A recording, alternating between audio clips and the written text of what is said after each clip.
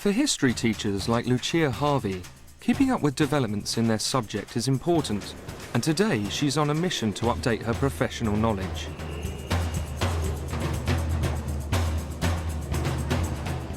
She's going to explore two important periods of war in history, which, although hugely different and 700 years apart, both have contemporary relevance as well as controversial new interpretations. First, she'll hear an expert on the Crusades, talking about the need for historians today to revise old understandings of this period in the context of our modern world and its wars. Then she's going to leap ahead to World War II to update herself on the recent debate about who really won the Battle of Britain. First stop is St John's Gate in London, once a base for Crusaders in the 12th and 13th centuries. Hi, are you Jonathan? Yes, and you're Lucia? That's right, And you've come to see the gate? Jonathan Riley Smith, from the University of Cambridge, is an international expert on the Crusades. He believes that the accepted views of the Crusades have been used by both Western historians and Islamic scholars to explain or justify holy wars, and that it's time for a rethink. As important as what happened in the past is what people think happened in the past. It is never too late to confront the reality of the past, because it's only through that facing up to reality that we can really find out about ourselves.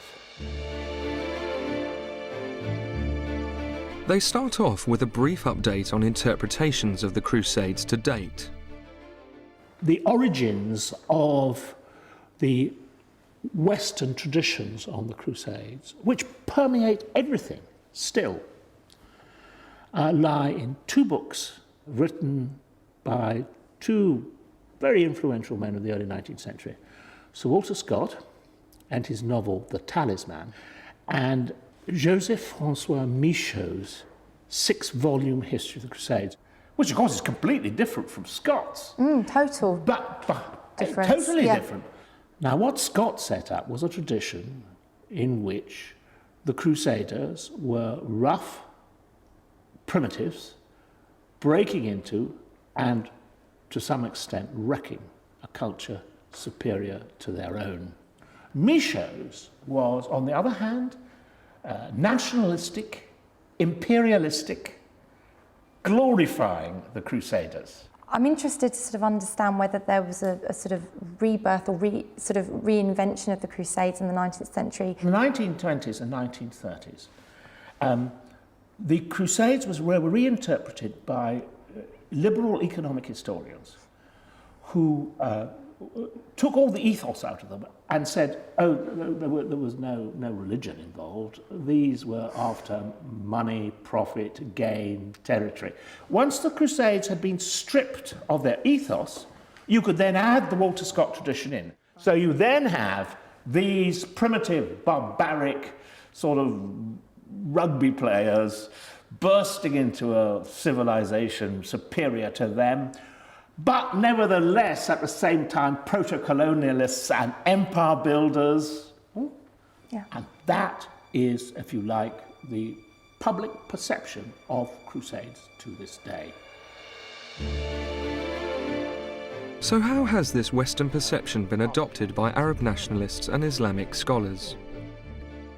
In the 1890s, Sultan Abdul Hamid II, he said, the Europeans have started the Crusades again. And here he simply followed all that rhetoric that the imperialists had been using, is that using a new set of weapons, if you like, commerce, trade, banking, and all the rest of it, the Europeans had re-embarked on the Crusades. This was picked up by a new pan-Islamic movement, and in particular by the great ideologue who was a man called Sayyid Qutb, an Egyptian. And Sayyid Qutb evolved a theory in which behind almost every act of aggression against Islam, be it Zionist, communist, imperialist, lay what he called Crusaderism. Anywhere where the West infiltrates Islam and Western values permeate Islam. This is Crusaderism. Osama bin Laden constantly refers to Crusades. It's a historical vision, it's a moral vision.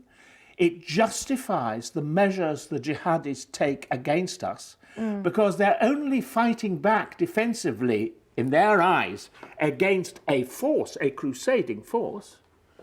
Our problem is that our own society has no answer other than to say, oh dear, yes, well, I mean, you know, they were absolutely terrible things and we're very sorry for them. To say sorry to the Muslims for the Crusades is like a man with a Kalashnikov firing off rounds and shouting over the rounds that he's terribly sorry for his ancestors' use of a bow and arrow. Because in fact, all the Muslims say is that the Crusades are continuing. If these accepted views of the Crusades still abound, that they were essentially profiteering aggression by proto-colonialists, how then should historians be revising their thinking now?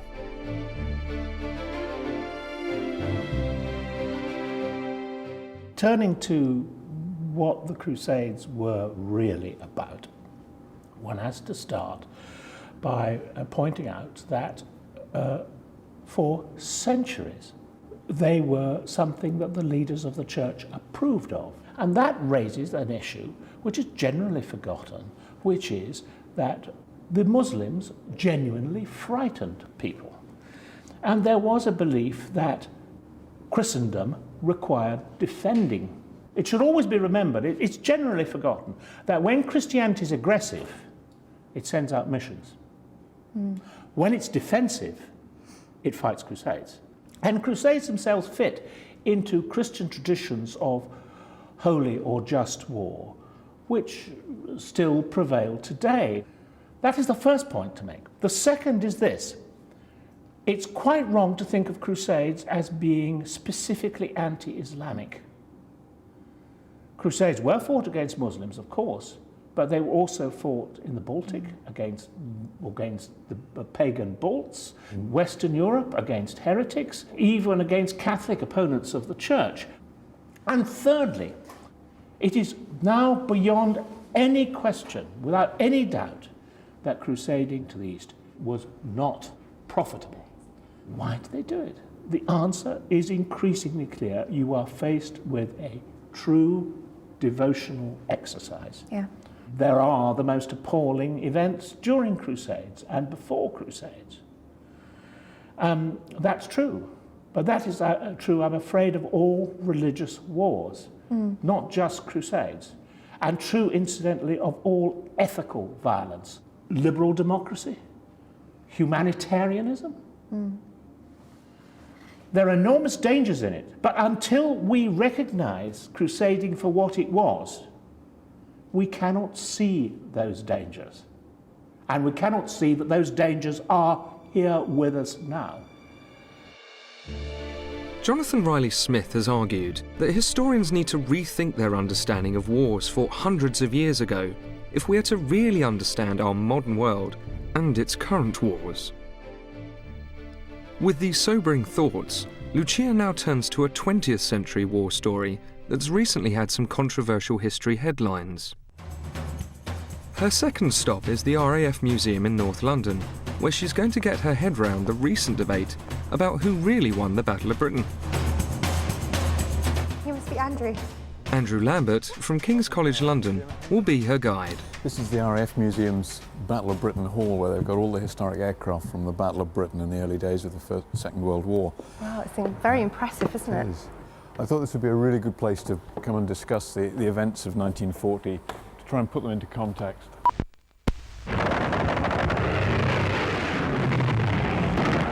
So what's new about the Battle of Britain? I mean, surely it's about Spitfires and RAF pilots. It is, but we need to think of a wider context, and like everything in history, we need to see how the story evolves. We need to see how interpretations change.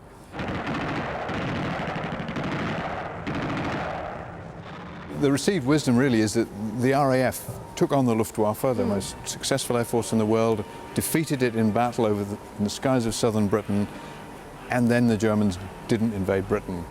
But we really need to think about that some more. So let me put you on the spot for a second. Who do you think won the Battle of Britain? Was it the RAF or the Navy, or was it the Army? Probably answer that in a slightly roundabout way by saying it's probably Churchill. Churchill defines the Battle of Britain. He says, France, battle over, Britain, battle begins. And by setting out the parameters of how we discuss the subject, as he does with the whole of the Second World War, we think about the Second World War in Churchill's terms. He defines this, he makes those great speeches, he talks about the few, never has so much been owed. He gives us the rhetoric, the images. He's the Prime Minister, he's also the chief speech writer, he's his own spin doctor. And he creates the Battle of Britain at the start. He sets up this arena in which the events will be played out. He chooses who he wants to represent Britain in this story, and he chooses the RAF. The RAF is brand new. It's only been in existence for 30 years. 1st of April 1918, RAF. This is their first great strategic battle, their first chance to be the lead force over all the other forces, not supporting the Army and Navy, out there on their own, fighting for command of the air. And it's their day in the shop window, and they make the most of it. The role of the RAF is to make it look like the Luftwaffe can't do the job. Yeah. And that's humiliating. And so Air Marshal Goering, who's saying, I can do it, I can bomb the British and they'll give up, he loses face, he loses status in the Nazi regime. We have Churchillian rhetoric, the Royal Air Force successful in the air, and of course, above all, we haven't even mentioned the Navy. I was just about to ask that, in fact. I mean, what was the role of the Navy at this point? The Royal Navy is fully mobilised, ready for war, and it's stationed in just the right positions. It's the largest navy in the world. It's got 70 or 80 destroyers, 40 cruisers, 10 or a dozen battleships. Really, the best thing the Germans could have done for the British was to try this invasion, to put all their troops into ships, send them to sea, and get them sunk. Right. And Hitler knows this. The idea that the Germans could bulldoze their way through this, ignore what the Navy could do, land on the beaches, defeat this very large army, even if the RAF didn't win the Battle of Britain in the air, the chances of the Germans invading are actually quite slim. The invasion is far too risky. If it fails, they will have lost their army, they'll have lost their reputation, and public relations is very important. This aura of invincibility that the Luftwaffe and the Germans have achieved is worth a lot to them. They don't want to be seen to lose. So when the Battle of Britain turns against them, instead of fighting it to the finish, they switch targets. They say, we'll not do this anymore, this is dangerous. The great thing about looking at these questions now is we can distance ourselves from the events of the time in the way they had to be presented, the things that had to be said and done because there was a war on, and now we can ask those questions that might have seemed a little bit rude at the time. You know, was it really not all the RAF? Well, no, it wasn't all the RAF. What the RAF did was brilliant, but if we see it in a bigger picture, we understand how the past works much better. So instead of saying the RAF won the Battle of Britain, we need to say Britain won the Battle of Britain, that all the British Armed Forces played their role in this.